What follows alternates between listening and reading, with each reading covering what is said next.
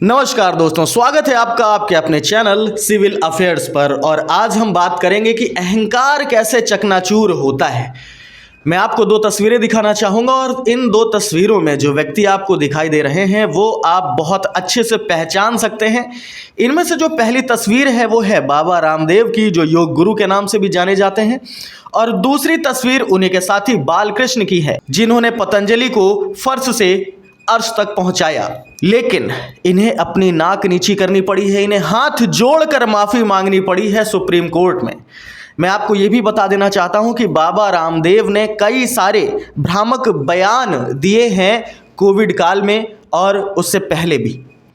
मैं आपको यह भी बता दूं कि गोदी मीडिया, जिसमें बाबा रामदेव की तूती बोलती है, क्योंकि बहुत सारे चैनल्स ऐसे हैं जो इन्हीं के ऐड के माध्यम से चलते हैं, एडवर्टीजमेंट से चलते हैं।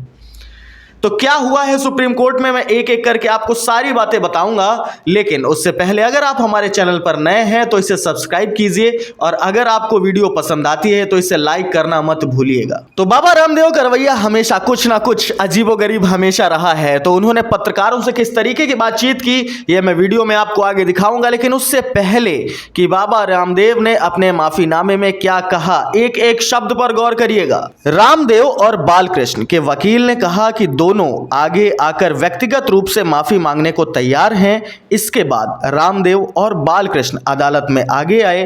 रामदेव ने कहा, हम सुप्रीम कोर्ट से हाथ जोड़कर माफी मांग रहे हैं। सुप्रीम कोर्ट ने बाबा रामदेव से कहा, आप चाहे जितने ऊंचे हों, कानून आपसे ऊपर है, कानून की महिमा सबसे ऊपर है। ये करारा तमाचा है, सिर्फ रामदेव ही नहीं, उन तमाम लोगों के गाल पर जो भ्रामक बयान देते हैं, जिन्होंने सिर्फ और सिर्फ बयानबाजी और नारेबाजी पर अपना साम्राज्य खड़ा किया है। इसके आगे देखिए माफीनामे में और क्या क्या बातें थी। सुप्रीम कोर्ट ने नाराजगी जताते हुए कहा, 21 नवंबर के कोर्ट के आदेश जारी करने के बाद अगले दिन प्रेस कॉन्फ्रेंस की गई। इसमें बालकृष्ण और रामदेव मौजूद थे। आपकी माफी पर्याप्त नहीं है, क्योंकि सुप्रीम कोर्ट में सुनवाई चल रही थी और पतंजलि विज्ञापन छाप रहा था। आपका मीडिया विभाग आपसे अलग नहीं है, आपने आखिर ऐसा क्यों किया? आपको नवंबर में यह चिताया गया था, इसके बावजूद आपने प्रेस कॉन्फ्रेंस की। इसीलिए आप कार्रवाई के लिए तैयार रहिए। यह देश की सबसे बड़ी अदालत है। आपने एक्ट का उल्लंघन कैसे किया? आपने कोर्ट को अंडरटेकिंग देने के बाद भी उल्लंघन किया। आप परिणाम के लिए तैयार हो जाएं। आप परिणाम के लिए तैयार हो जाएं। ये सुनने में तो एकमात्र लाइन लगती है, लेकिन इस लाइन ने बाबा रामदेव के होश ठिकाने लगा दिए हैं। और सिर्फ इतना ही नहीं, बाबा रामदेव के साथ साथ उत्तराखंड सरकार और भाजपा सरकार को भी यहां पर सुप्रीम कोर्ट ने फटकार लगाई है। तो क्या कहा है उत्तराखंड सरकार से, आइए देखते हैं। सुप्रीम कोर्ट ने रामदेव और बालकृष्ण को हलफनामा दाखिल करने का आखिरी मौका दिया है। केंद्र और उत्तराखंड से भी हलफनामा मांगा कि कार्रवाई की गई या नहीं। सभी से एक हफ्ते में जवाब मांगा गया है। मामले की अगली सुनवाई 10 अप्रैल को होनी है। अगली सुनवाई में भी रामदेव और बालकृष्ण दोनों को कोर्ट में पेश होना होगा। मैं आज अपनी तरफ से भी और आप सब जनता की तरफ से भी मोदी सरकार से सवाल पूछना चाहूँगा कि जब भ्रामक बयान दिए जा रहे थे तब आखिर आपने उन पर कोई कार्रवाई क्यों नहीं की? मुझे बहुत अच्छे से याद है कि कोरोना काल जब चल रहा था तो बाबा रामदेव डॉक्टरों को नीचा दिखाने की कोशिश कर रहे थे, डॉक्टरों को लगातार गालियाँ दे रहे थे। और मोदी सरकार की अगर हम बात करें तो मोदी सरकार कई बार ये कहते हुए नजर आते हैं कि कांग्रेस सरकार वैक्सीन को लेकर खुश नहीं है और उस पर प्रश्नवाचक चिन्ह उठा रही है। जबकि मामला ये था कि कांग्रेस सरकार का लगातार ये कहना था कि जो भी वैक्सीन देश में लगाई जाए उसका पूर्ण परीक्षण कर लिया जाए। लेकिन ये जो व्यक्ति है बाबा रामदेव, इन्होंने लगातार डॉक्टरों को नीचा दिखाने की कोशिश की। और इतना ही नहीं, इन्हीं के एक पालतू फिल्म निर्माता हैं विवेक अग्निहोत्री। उन्होंने एक वाहियात सी फिल्म बनाई, द वैक्सीन वॉर, और इस वॉर में भी पत्रकारों और कांग्रेस के नेताओं को पूर्ण रूप से दिखाया गया कि वो वैक्सीन वॉर का समर्थन नहीं कर रहे हैं। जबकि इस पूरी की पूरी फिल्म में बाबा रामदेव का कहीं नाम तक नहीं आया। अब इससे क्या साबित होता है? इससे साफ यही साबित होता है कि आप किसके चाटुकार हैं और किसका पक्ष लेकर के फिल्म बनाना चाहते हैं। वैसे तो ये माना जाता है कि फिल्में हमेशा काल्पनिक होती हैं और कहीं ना कहीं ये इस फिल्म के पहले भी दिखाया गया, लेकिन ये काल्पनिक तो थी लेकिन एक बहुत बड़े प्रोपेगेंडा की तरफ इशारा भी करती थी। रामदेव की आज अदालत में जो हालत थी वो देखने लायक थी। आप भी इस वीडियो में देख सकते हैं। आपने ये गलत दावा क्यों किया कोर्ट में कि आप कोरोनिल से इलाज करेंगे? आपने सुप्रीम कोर्ट में झूठ क्यों बोला बाबा रामदेव जी? रामदेव जी सुप्रीम कोर्ट में झूठ क्यों बोला आपने? रामदेव जी सुप्रीम कोर्ट में झूठ क्यों बोला आपने?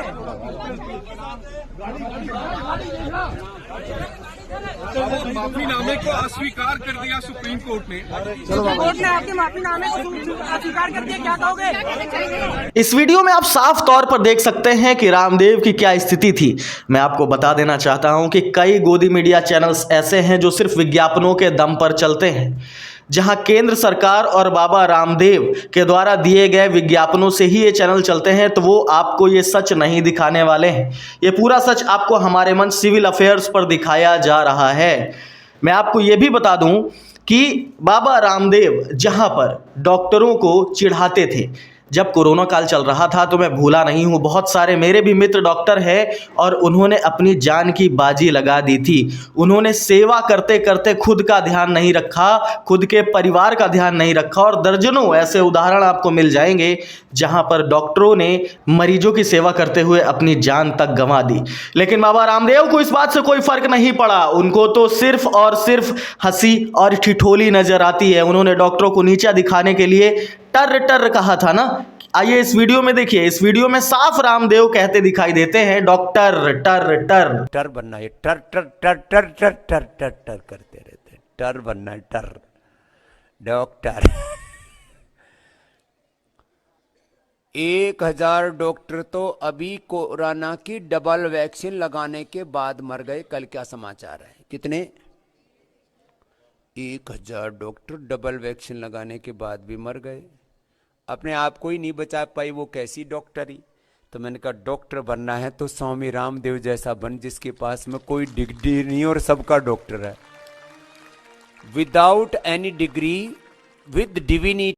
आपने इस वीडियो में देखा होगा कि किस तरीके से डॉक्टरों को लेकर मजाक कसा जा रहा है, तंज कसा जा रहा है, डॉक्टर टर टर। लेकिन आज जब अदालत में इनको माफ़ी मांगनी पड़ी तो इनके मुंह से आवाज़ भी सिर्फ इतनी ही निकल रही थी, टर टर टर। मैं आपको ये बता देना चाहता हूँ कि गोदी मीडिया पूरी की पूरी तरीके से विज्ञापनों पर चलती है और इसीलिए बाबा रामदेव की तूती बोलती है। आपको याद हो, विगत वर्षों में कई सारे चैनल्स ऐसे आए हैं जिनमें बाबा रामदेव का आना हुआ है। बाबा रामदेव के साथ कोई भी पत्रकार जब बैठता है तो वो सिर्फ और सिर्फ भजन गाता हुआ दिखाई देता है। कोई कठिन सवाल बाबा रामदेव से नहीं पूछे जाते और बाबा रामदेव इंटरव्यू के नाम पर अपनी ही चीज़ों को प्रमोट करते, यानी लगातार प्रचार करते हुए दिखाई देते हैं। कहीं ना कहीं केंद्र सरकार का भी पूर्ण सहयोग बाबा रामदेव के साथ रहा है, इसीलिए शायद इतना अहंकार बाबा रामदेव के अंदर भर चुका है। मैं आपको बता दूं कि बाबा रामदेव ने और भी कई भ्रामक बयान दिए हैं। जब मोदी सरकार बननी थी तो उनके समर्थन में बाबा रामदेव आगे आए थे और कई सारे मुद्दों पर इन्होंने बात की थी, जैसे काले धन की वापसी पर, भारत की व्यवस्था पर। और जब पत्रकारों ने इनसे सवाल पूछा तो इन्होंने क्या कहा, इस वीडियो में आप साफ तौर पर देख सकते हैं कि क्या कहते हैं बाबा रामदेव। टीवी चैनल पर यह कहा था कि कौन सी सरकार आपको चाहिए, 40 रुपए पेट्रोल वाली सरकार, 300 रुपए सिलेंडर वाली सरकार। अच्छे भी का कुछ आप ही ने कहा था सरकार बनी थी, आपने कहा था कि नहीं कहा था बाबा जी? मैंने कहा था पूछ पड़ेगा मेरी। हाँ बाबा जी, आपकी कंपनी पतंजलि, बाबा जी आपकी कंपनी पतंजलि ऐसे जाता है ना आदमी को ना, आप ही ने कहा था। अरे आदमी को मैं कह रहा भाई ऐसे प्रश्न मत पूछो बाबा जी, मैं तेरे प्रश्नों का उत्तर देने के लिए कोई ठेकेदार है कि तू जो भी पूछा मैं उसका उत्तर दूं। जब एक बात कह दी, थोड़ा सभ्य बनना भी सीखो। आप ये बताओ, एक मिनट, सभी टीवी चैनल पर आप ही की बाइट चली थी और लोगों ने विश्वास किया। मैंने दी थी और अब नहीं देता, कर ले क्या करेगा? चुप हो जा, अब आगे से पूछेगा तो ठीक नहीं। स्वामी जी, बाबा जी बोल दिया ना। स्वामी जी, बाबा जी आप इस वीडियो में देख सकते हैं कि बाबा रामदेव का कहना है मेरी पूंछ फाड़ लेगा के ऐसी बातें आपके मुंह से शोभा नहीं देती हैं। बाबा रामदेव के साथ जो आज अदालत में हुआ, बाबा रामदेव को अपनी नाक रगड़नी पड़ रही थी, दोनों हाथ जोड़कर माफ़ी मांगने पड़ रहे थे। मैं आप सभी की राय चाहूंगा इस बात पर और सभी को ये संदेश देना चाहूंगा कि आप भले आज सत्तारूढ़ हैं, आपके हाथ में भले आज अधिकार हैं, आप उन अधिकारों का उपयोग कर रहे हैं, लेकिन कभी भी किसी का दिन नहीं रहता है और कभी ना कभी आप सभी को न्यायपालिका के नीचे आना पड़ता है। तो चलिए इजाजत दीजिए, योगेश शुक्ला को मिलते हैं किसी अन्य मुद्दे पर, लेकिन इस वीडियो को लाइक और चैनल को सब्सक्राइब करना मत भूलिएगा।